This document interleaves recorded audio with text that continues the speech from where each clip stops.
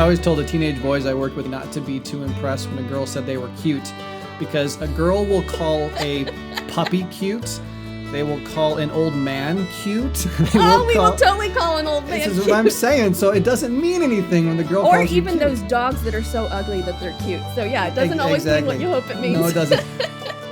Welcome to Truth, Love, Parent, where we use God's Word to become intentional, premeditated parents. Here's your host, AMBrewster. If you were with us last time, then you were introduced to Hillary Ferrer. Of course, if you started listening to the Mama Bear Apologetics, you probably knew about her way before you ever knew about me. So really, in a way, I don't have to introduce her, but I'll give her a chance to tell her a little bit about herself, who she is and her ministry. And then we will dive into today's show, which is the second part of our interview from last time. So make sure you also check that one out. But before we do that, I want to thank everyone who participated in our book giveaway for Natasha Crane. We literally tossed everyone's names into a hat and drew out the following two people who will be receiving a free copy of Talking with Your Kids About Jesus. Congratulations, Lainey Gleiser and Amanda Herb.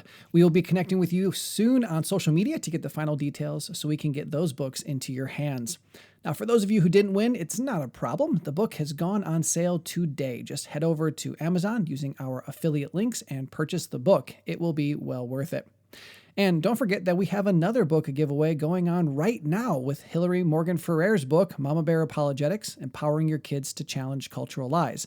Head over to truth.loveparent.com/giveaways to learn how you can earn 3 chances to win that book. We'll be announcing 2 winners this Friday, and I hope you win. Hillary, thank you so much for being back. How are the hiccups? Are you okay? We good? Oh, same as they were since 5th grade. Just random and just obtrusive. Why don't you tell us a little bit about yourself and your ministry? My name is Hillary Ferrer. My husband is John Ferrer, and he was doing formal apologetics ministry before I even was. And my kind of specialty, I was a science teacher, and so I wanted to go back and get an advanced degree in science, specifically biology, so that I could really speak into a lot of the questions that I saw coming out with students in the sciences, especially as in regards to faith.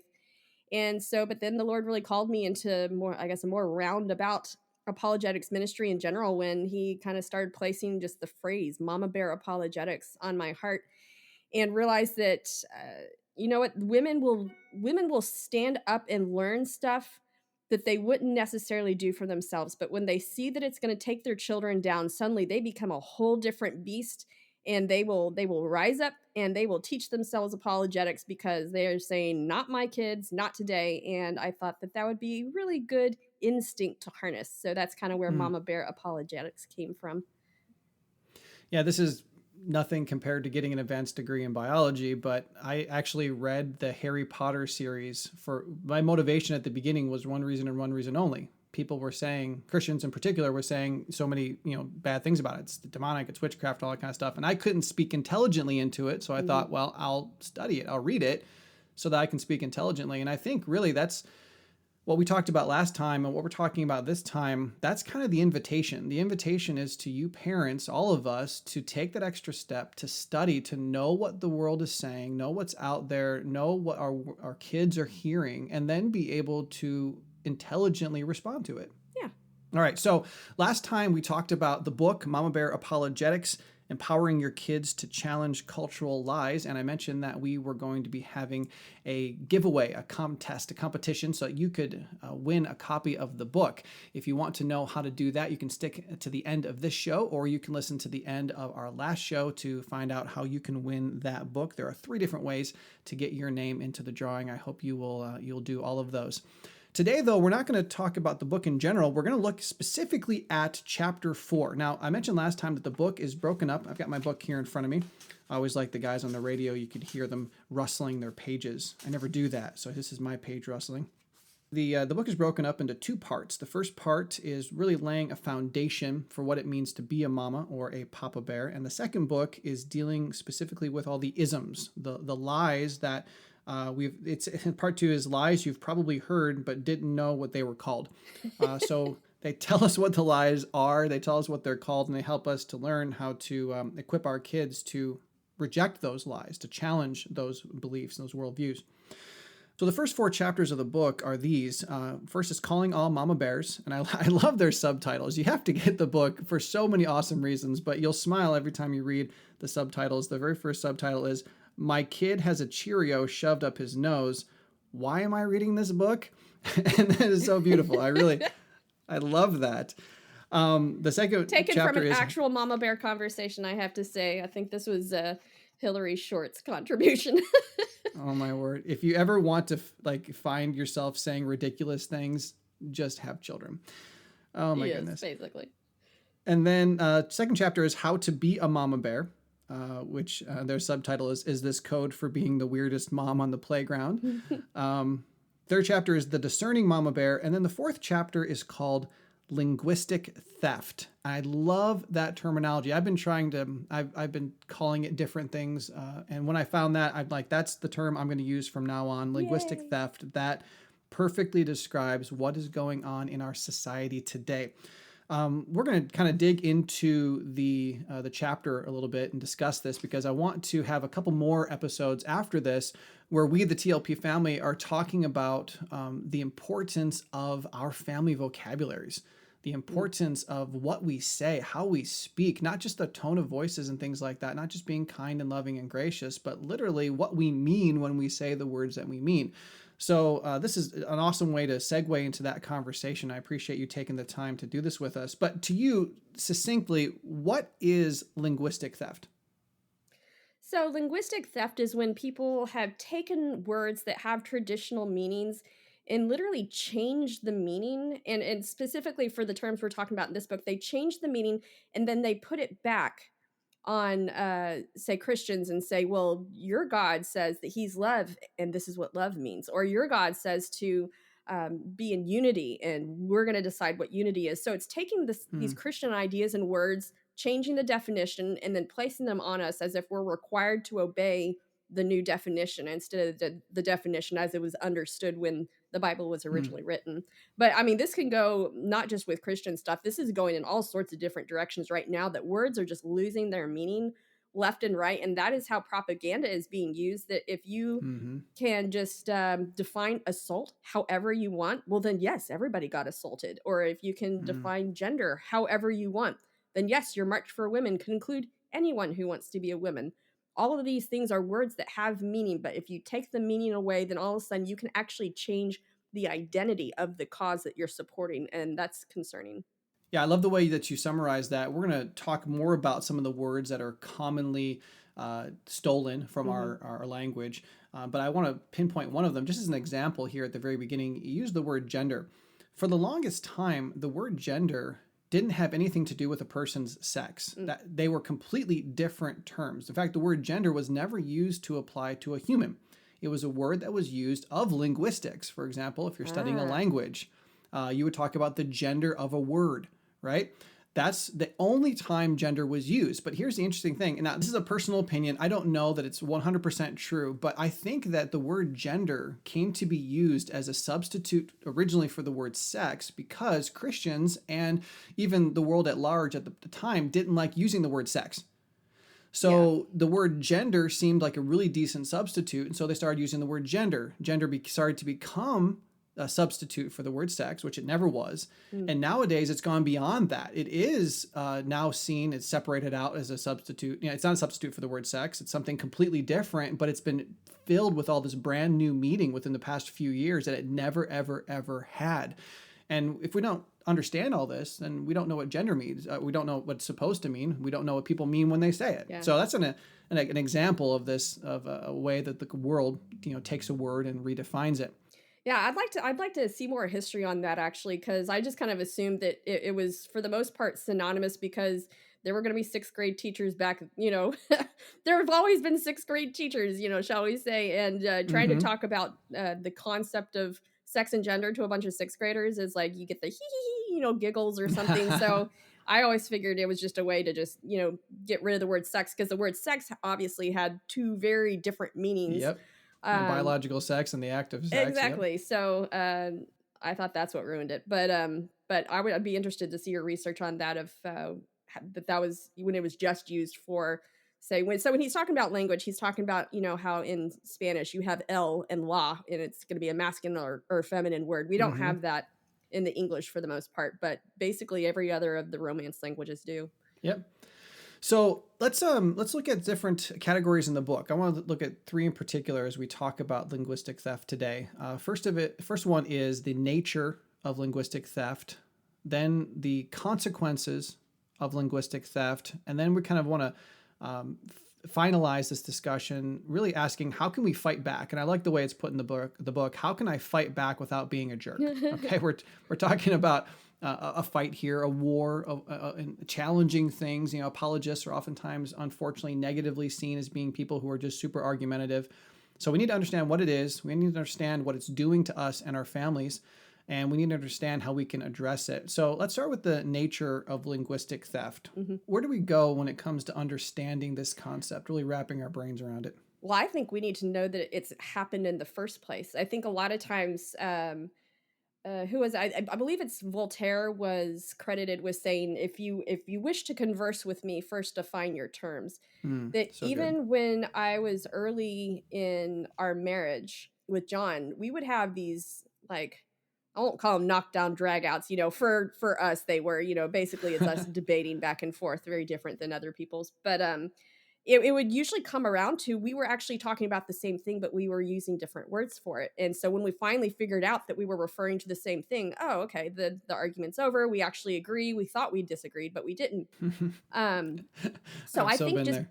Oh yeah, I think just knowing that this substitution for words has happened in the first place. If you think that words just have always meant the same thing, or there's just a natural evolution of language. I mean, there is a natural evolution of language, but not to the extent that we're seeing. And we're seeing people purposely changing words and changing the definitions. And I like how Holly Ordway says that once language becomes routinely distorted, it becomes increasingly easy to justify and promote evil, while at the same time hiding behind positive words. Mm. If you were to Oh, even wow. look at the book, have you ever heard of Rules for Radicals?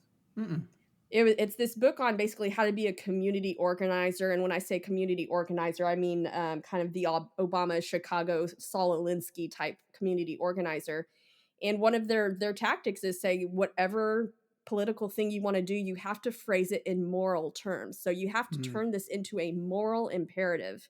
And so they'll take some kind of moral word and then cram it into the situation and then say, we're fighting for justice, we're fighting for equality, which, justice and equality are two of the words that we talk about Yeah, in sounds great. linguistic theft. Yeah, it sounds great. Who's going to be like, boo justice, boo equality? I hate that stuff. No one's going to say that. So it's like you have to hide things behind their words. And one of the things that I just gave a talk at the Women in Apologetics conference, and leading up to my talk, I was going to be kind of doing an intro to the Mama Bear book, but I became really convinced about this concept of identity. That Mm. I would say identity is probably one of the biggest battlegrounds in our society right now. And what happens is you have to have two things in order to have a correct identity. You have to have the concept of truth, something that's actually true. You can't have a true identity without the concept of truth. Mm-hmm. But in order to convey an identity, you need words. So we've got truth and words, all both pointing to this identity here. And if we topple either of those, then we're going to be completely confused about identity. And so I think that society has attacked the concept of truth over and over and over again. There is no the truth. There's my truth and his truth. But now they're also taking on the concept of words, that you can't even talk about a true identity because they're changing the words. And I also thought back, if we want to just take this, where does this, pull the thread? Where all does it go? And that Jesus Christ is called the Logos. He is the Word. So if society really wants to attack Christ himself, they are going to attack words. That is his, in some ways, his identity from John 1:1. In the beginning was the Word, and the Word was with God, and the Word was God. So no surprise that we're seeing an attack on words. So how do we start? We have to recognize this attack first and foremost. And Satan's been doing this since the beginning too. He started by trying to reinterpret God's words, questioning God's words, and that's what led to where we are today. One thing that you mentioned in the book too is that words in general are being commandeered to promote lies. But Christian words, our Christian virtues, our Christian concepts are also being kidnapped. It's not just justice and equality. It's specifically biblical stuff. And one thing that I read recently, I can't cite it right now, I wish I could, but is the fact that a broader and broader group of individuals are starting to use the phrase born again. Like Oh my gosh. that's I haven't totally heard that. a Bible thing. I mean, Jesus said to Nicodemus, you need to be born again, but people are going, hey, we really like the way that sounds. And they're using it to describe themselves when they would never call themselves a biblical Christian. So it's happening all over the place. Yeah, I've seen the same thing happen with the concept of gospel, that basically anything that produces kind of warm, happy feelings is the gospel, and we're here to bring unity and service to it's like they're basically redefining gospel to just be unity and service. Mhm. Yeah. And that's, I mean, those are good things. Those are part of acting out the gospel and showing the power of the gospel, but that's not the gospel. Yep.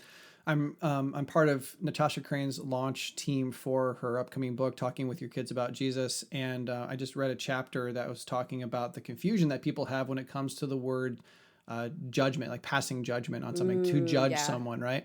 Because they're saying, you Christian, you're not supposed to judge, or we're not supposed to judge. And the Bible does say that, but it comes down to an understanding of what the Bible means when it says that. And one thing I think that's super missing in this discussion, and we don't really have time to go down this rabbit hole too far, is the fact that oftentimes the same English word is used to translate to different Greek words or whatever the source language was. And because our language maybe isn't as broad or doesn't have the same depth as the other language.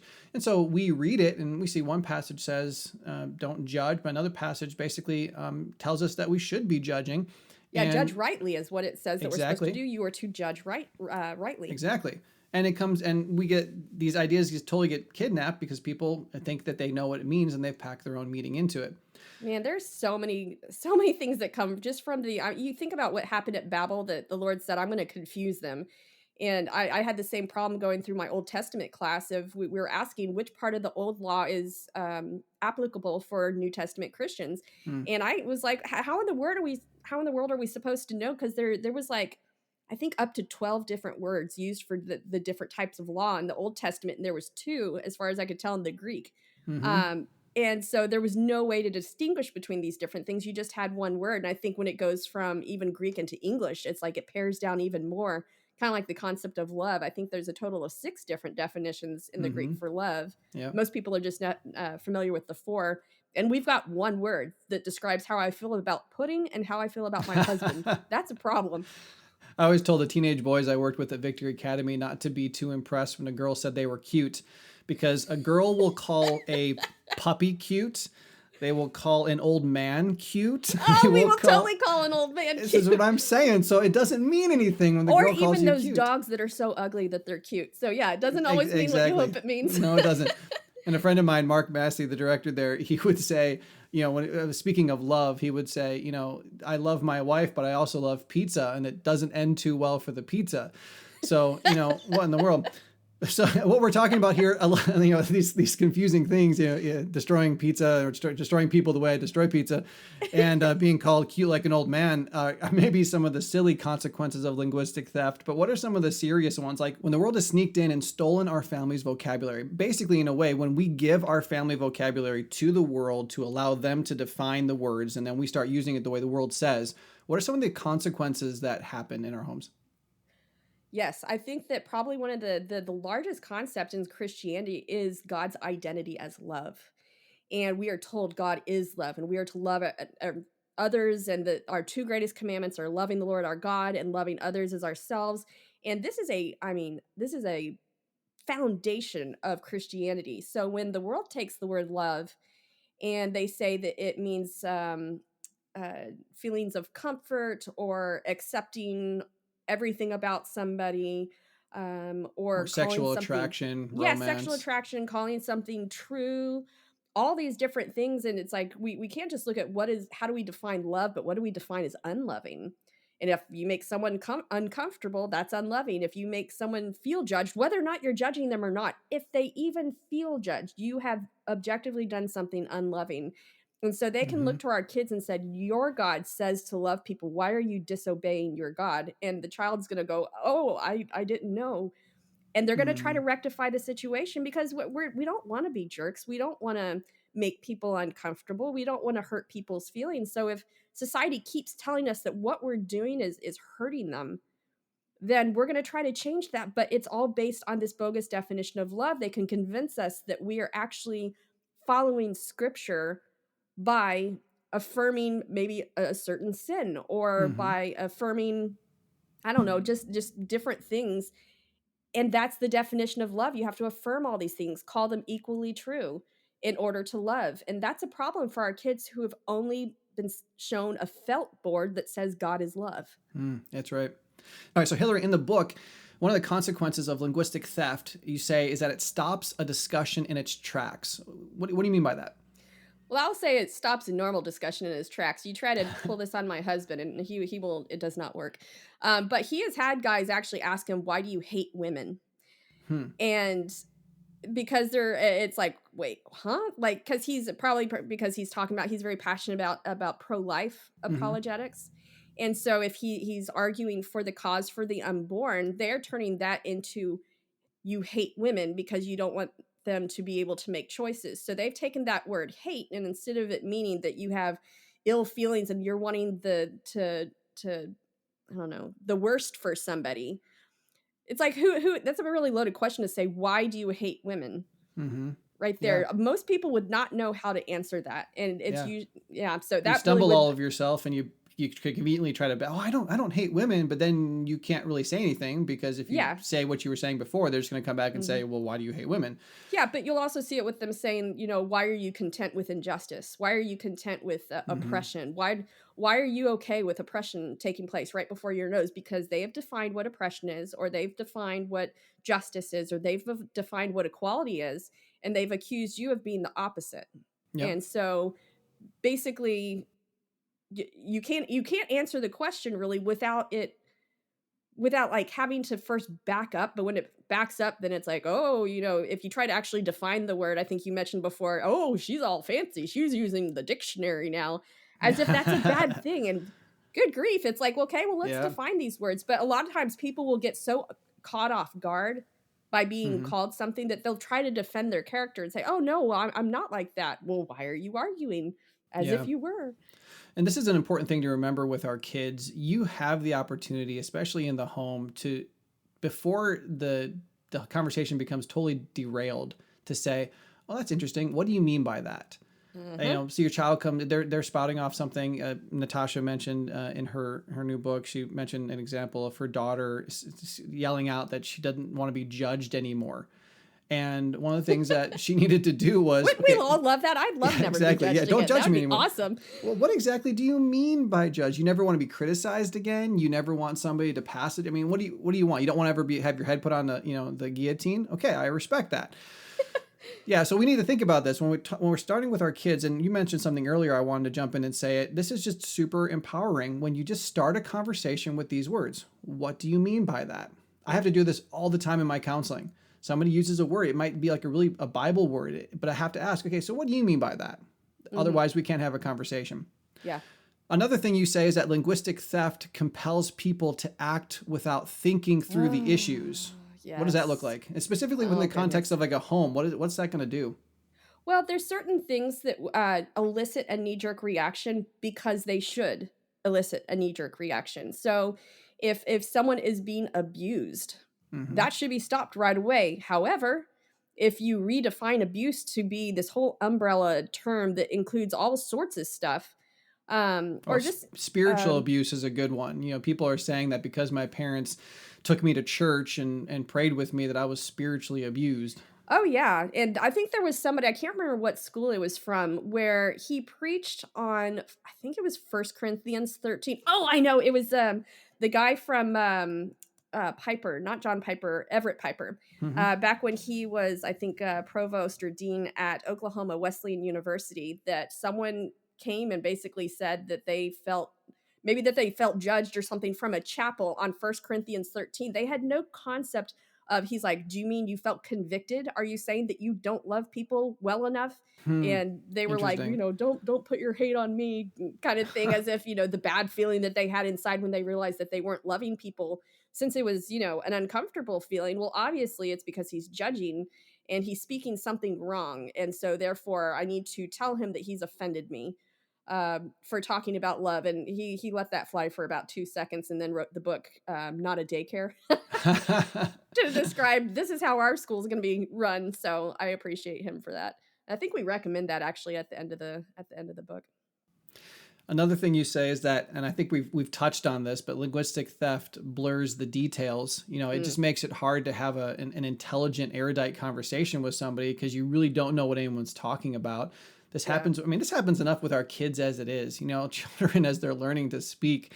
I love my kids are constantly making up words, and I'm constantly having to do the mental gymnastics of figuring out what they really meant. But this linguistic theft blurs the details even further because who knows what the person's really saying. Yeah, you're just packaging you're packaging assumptions into a word to describe what happened. Like, I think who was it? I think it was Jay Richards with Discovery Institute wrote an article for The Atlantic like 10 years ago, and it was something along the lines of how you can tell when an agenda is being put into something. And one of his things was it is an umbrella for multiple things. So he was using some of the environmental stuff, but I would say a good example, if you go onto the Mama Bear website and you look at there's a blog titled, "So You Marched for Women This Weekend. Here's 8 things you probably didn't know you were marching for." And it was this umbrella term of marching for women. And if you went out and asked people what they were marching for, they were all like, well, for women. Well, what does that mean? What exactly for women? And if you looked at the organizer's own document, it was everything from the Dakota Pipeline to more rights for sex workers, not to help get people out of sex work, but to protect their rights in some way. I mean, as if being in sex work isn't just giving away your rights that we're trying to protect you from. Wow. And gun control and like all these different things. But if you could smuggle it under one phrase of March for Women, then you blur all these details of what people are saying you're marching for. And then you can go out and say, we had, this many million of people marching against gun stuff because that was in your stated document, which no one took time to read. So that would be an example of linguistic theft being used to blur the details. And that leads clearly into this next concept. Linguistic theft vilifies the opposing viewpoint because if you stand against 99 or if you stand against over 50% of what's in that document, then they can say, well, you clearly don't love women. You don't stand for women. You hate women because you can just take it and it gives me the opportunity. I mean, children do this all the time. We'll have to give them a consequence or we'll talk to them. And, it's cliche for them to go, you hate me, you don't understand me. Oh yeah. You become the villain simply because of a misunderstanding or a deliberate misunderstanding in our terminology. Yeah, well, I mean, just think about the pro-choice versus pro-life. They're both kind of using, that tactic of, oh, we're pro-life. Are you saying that the other side is anti-life? Or the people that are saying pro-choice, as if we're anti-choice. Like, no, I don't like people making decisions. They're not saying which choice this is. Pro-life is pretty clear because we are pro-life. We're fighting for the unborn.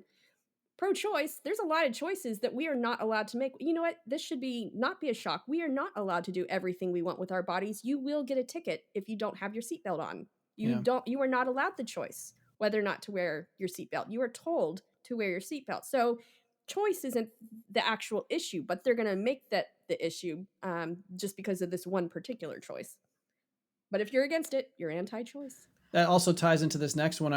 They've also stopped calling us pro-life. They started calling us anti-abortion, right?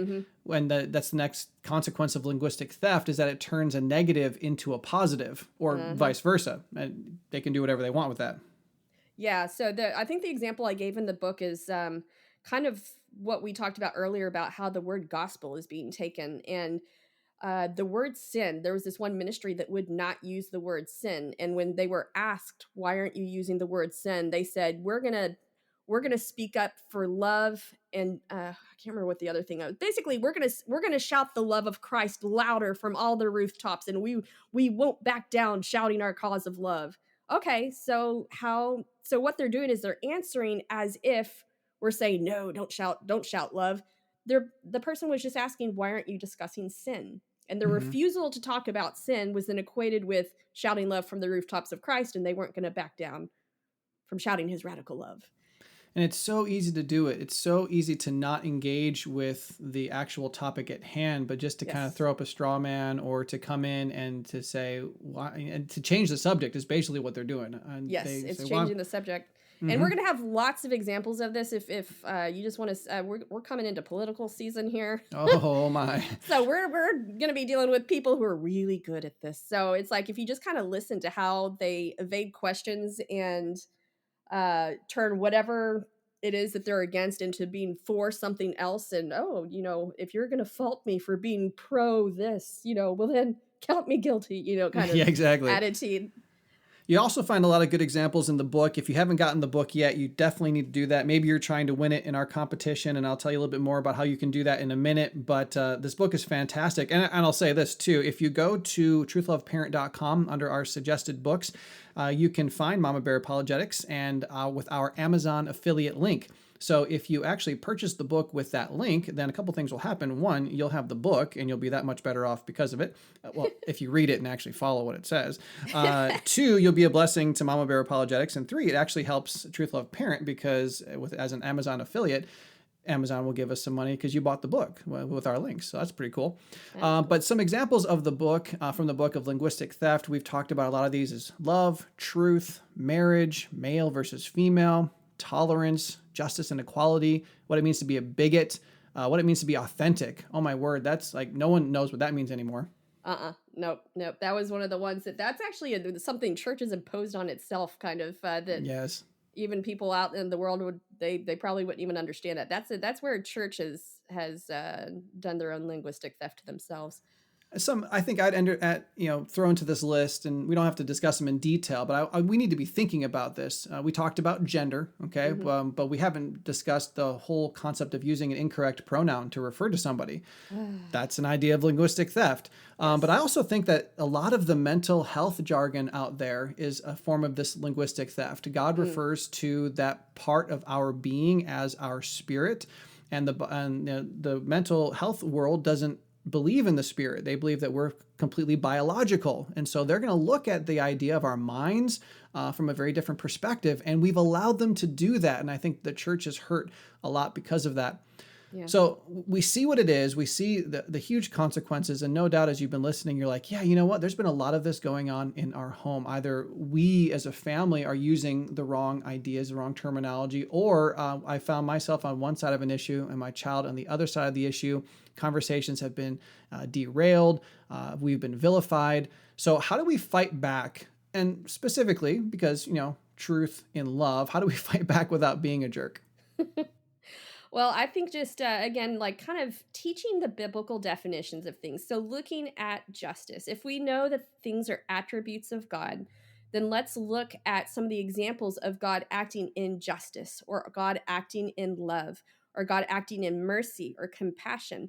And just kind of look at how God really shows those qualities and what we can learn about what that actual definition is. I'd also recommend going back to older dictionaries to see how they have been defined in the past before agendas have crept in, and kind of helping kids to identify buzzwords. Because I think whenever someone says something that you're like, that's not quite right, but I can't quite put my finger on it, I think a lot of times that's a clue that you have something that's been stolen there. There's some buzzword that's been used, and it's kind of, the Princess Bride. I do not think that means what you think it means.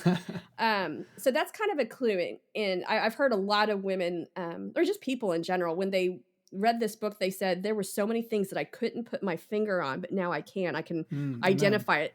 It's like they knew it was there, but they just didn't know what it was. Good. So I think in just deciding to be salt and light, it's one of those things where you kind of have to own what our role is as Christians. That as I was writing this chapter, I was thinking about salt and light. We did a study on that in my church a couple years back, and how both of those have both a a helpful and an irritating quality to them. Hmm. Salt was helpful for, seasoning meat and keeping it from decaying, and we're called to be the salt of the world.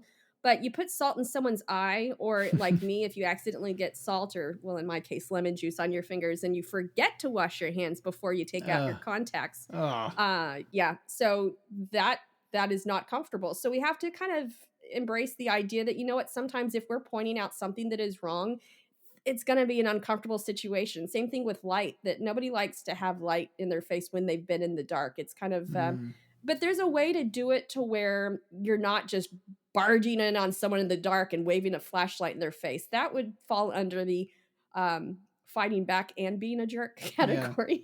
Yeah.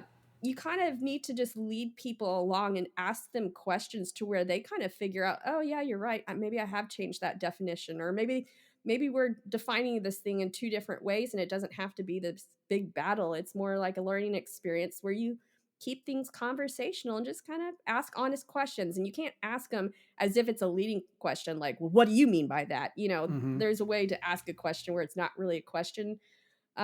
Personally, I think this is a little bit easier for women, because I think it's easier for us to play dumb and not really have it count against us. So I have this thing where sometimes I'll like twirl my hair and be like, I'm not sure I understand that. Could you explain that to me? And it can be really non-confrontational, and I'm like, yay, it's good to be a woman. So just doing some of these things without being obnoxious, I think. Yeah, I can't do the whole hair twirl thing. Yeah, you can't, but I can. It's awesome. I can stroke the goatee though. There you go. Well, explain that a little bit more. What do you mean by that? Yes, please. Let's recap these 4 ways of fighting back without being a jerk, because I think they're super important. Okay. First of all, and the big one is know the biblical definitions. We here at Truth Love Parent, and I know that Mama Bears try to do it as well, we try to help you guys with this. We have a whole multi-part series on what biblical love is, where we look at the Greek words, what Jesus meant when he said agape, or what he meant when he said phileo. All these words are translated love in our Bibles. You need to know the biblical definitions. We did an episode called 10 Things Parents Are Supposed to Hate. And biblically speaking, it is not wrong to hate something. Yep. To draw a line in the sand and say, man, is that unpopular to say, though? Oh, I know. It is unpopular. How much hate mail did you get from that? I didn't get any, which means I don't have that many listeners, or all the right people were listening. I don't know. Oh, my word. But we have to know biblical definitions, and we're going to talk more about that in the upcoming episodes. Also, teach your kids to identify the buzzwords. You really do have to know what the world is saying. You've got to understand what they mean with all of their various pronouns. I think it's interesting. People are stopping the terms Latino and Latina. And I actually don't even know what the pronunciation is, because I've only seen it written, but it's Latine with an X at the end. I don't. It's Latinx. I don't know what the pronunciation is, but I have not seen that. Yeah, you've got to be familiar with it, because if you don't know that it exists, then you can't be prepared to address it. Your child's going to come in confrontation with it, and they're not going to know what to do. It's like our conversation with Kristen Jensen about porn-proofing your kids. You don't want to show them porn, but you've got to prepare them to know what to do when, God forbid, they see it. Yeah. This is the exact same idea. Identify the buzzwords. Mm-hmm. Also, I just want to say that this is a big one for science as well. If you'd like to see a talk that I do called Darwinism and Discernment, that kind of talks about the buzzwords that people use in science to kind of obfuscate the details of like, oh, and then this happened. Yeah, you'll see those buzzwords in science a lot. By the way, you get 2 points for obfuscate. It's a 3-point scale, so you're doing really well. So good job. The third thing is identify when you are embarrassed to state your position. If you've come to a place where you're kind of feeling like, man, I've got to be on the wrong side of history. I've got to be on the wrong side of this debate because you're embarrassed. You've got to be able to identify that because that means that either you're on the wrong side or that linguistic theft has occurred and you need to be able to address it. And then lastly, as Hillary so wonderfully put, we need to decide to be salt and light. We have been called to be intentional, premeditated, disciple-making ambassador parents. And God says our ambassadorial role is a role of reconciliation. We are a city set on a hill. We are salt to the tongue, and we are supposed to be drawing people to us. And if we're not going to do that, if we're just kind of go through our lives hoping nobody knows, that we're Christians so we can avoid all of these conversations, then linguistic theft is going to creep into our house. It's going to steal away our family's vocabularies. And we're going to be left at the end wondering what on earth anyone's talking about and not be able to figure out why our kids have gone off the rails. Or why they're being called haters at school. Oh, yeah. Yeah, they'll come home asking us, Mom and Dad, everyone hates me. This is what they're saying. And we're like, oh, I don't know why. We'll just, my grandfather was really great. I come home complaining that people were making fun of me. And he goes, well, at least they're talking to you, which... Thanks for the advice. Yeah, not super valuable. And we do that. We're not valuable because we're not equipping our kids to be able to challenge these cultural lies. And that's what the Mama Bear Apologetics books is all about. I really encourage you to pick it up. Hillary, thank you so much. You guys are awesome. Thank you for what you're doing. I really hope one day we can have you back on the show, whether you guys are writing a new book or putting out a new tool. I want to talk about it. I want to get it into the hands of and ears of our listeners because what you guys are doing is really awesome. Thank you. Thank you so much. We must not allow the world to define God's terms, all right? He is the creator of ideas, communication, philosophy, definitions, our brains, and their ability to make sense of anything we absorb through our five senses. We need to doggedly pursue a family vocabulary that submits to the scriptures. Now, Lord willing, the next 2 episodes will help you and your family do that better. In addition, I'll include links to some of our other shows about family talk so you can have easy access if you want to continue your study of godly communication.